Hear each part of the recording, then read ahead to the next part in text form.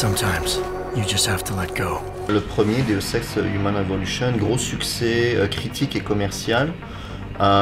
Mais pour nous, c'était en fait, quand on a démarré le projet, le but c'était vraiment de créer une image de marque pour le studio, de s'assurer de communiquer ça à l'industrie et aux joueurs, puis vous voyez ce qu'on est capable de faire, c'est ça qu'on va faire en tant que studio. Donc c'était plus un one-shot deal en bon français.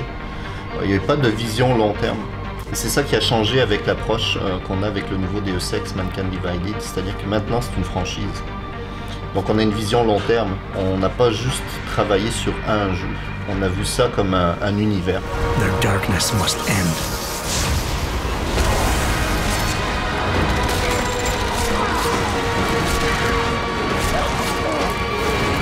La semaine dernière, on a finalement annoncé le jeu avec une bande-annonce incroyable. Grosse réception, gros feedback des joueurs, tout le monde est super content. Je me doutais un peu, de par le succès de Human Revolution, que les joueurs avaient beaucoup d'attentes, puis qu'on allait avoir une réception assez incroyable, mais ça a dépassé mes attentes.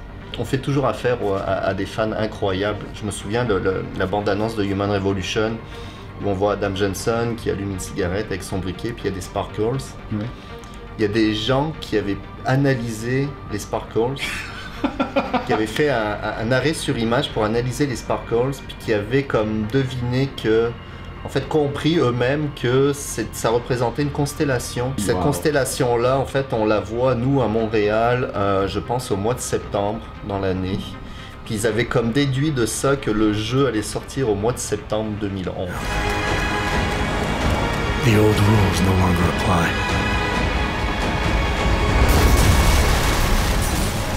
Montréal, la capitale, le Hollywood du jeu vidéo, comme on dit. Je pense que c'est toujours vrai.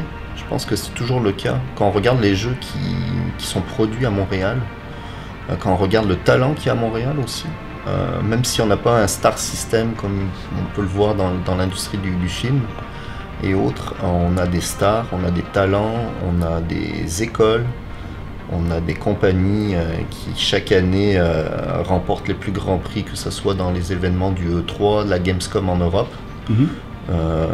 toutes les awards qu'on peut imaginer et autres. Non, ça, je le confirme, Montréal est la capitale du jeu vidéo.